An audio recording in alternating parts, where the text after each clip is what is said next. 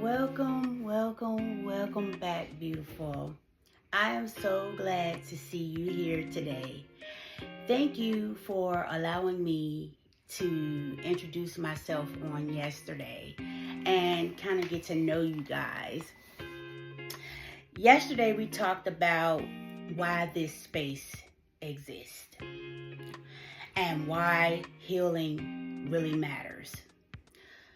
God has granted me the opportunity to use this platform to incorporate my testimony and how leaning on Him shaped me to be able to show up here for you today.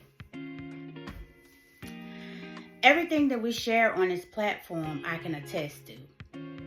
I can relate to. I have experienced. I have cried a many nights. Please believe it. I prayed to God to pull me through, and He did just that. Now, God don't always show up when we want Him to. So, sometimes that became uncomfortable because we had to sit in that. But when I learned how to really pray and trust God that He will bring me through that, He did. But He did it in His own timing. Today, I want to talk about something that has caused so many women to silently shame themselves. Feeling like you're going crazy, too emotional, too sensitive, too reactive, too attached, too hurt by things other people seem to brush off. Let me tell you something. You ain't crazy, but you have been triggered. Let's talk about what a trigger really is. Triggers are not a weakness. They are not you being immature. Triggers are not drama. But being triggered can start drama. Yes, indeed. Please believe it. A trigger is your nervous system recognizing something familiar, something that once hurt you. Once your nervous system is trying to protect you from something happening again, your body remembers what your mind tries to forget. So when someone pulls away all of a sudden, they hold back affection, they become emotionally unavailable, they invalidate your feelings, abandon you emotionally, give you love, and then take it away. My goodness. It doesn't just hurt your heart. It activates your survival mode. And trust me, that's a real humdinger. Your body will start to feel like it is in danger, even when your mind is telling you it's not that deep. So the question is, why do you react the way you do? You don't react because you're broken. You react because at some point, not having a reaction wasn't safe. Maybe you had to over-explain yourself to be understood.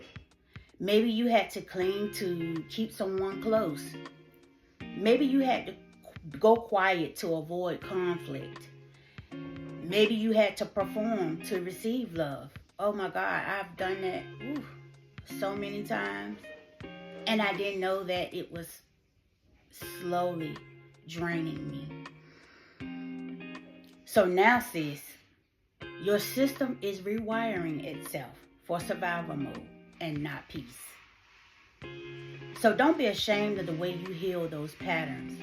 Your body is trying to teach you something new. So let's ask this question. What does healing really look like? Well,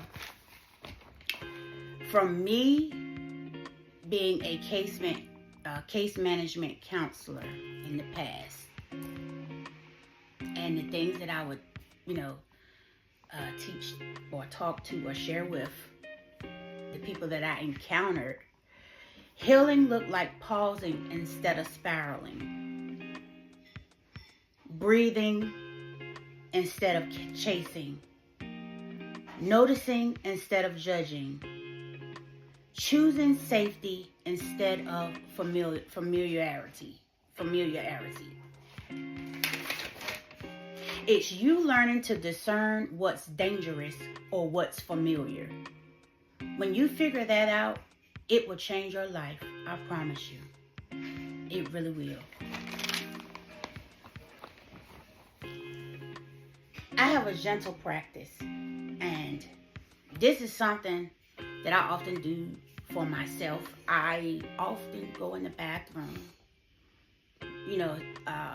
because I have to take self-care days. I have to really just like talk to the inner little girl in me, because she needs reassurance a lot because of past trauma. So this is a gentle practice that I've learned to do for myself. If and when you feel triggered any day this week or any day after this week, instead of criticizing yourself, stand in front of the mirror and try saying, I am not crazy. If you got to break down, standing in that mirror looking at yourself, I've done it before. Please believe it. Break down and say, I am not crazy. I am remembering. I am not weak. I am protecting. I am not too much. I was wounded, but now I'm healing. And we're going to do that gentle practice right now. Now, use me as your mirror. Place your hand on your heart. And sis, say with me, take a long, hard, deep breath. Now say gently to yourself, I am safe now. So take a second, breathe, exhale, and say, I am safe. Good job. In closing, don't make your reactions your enemy.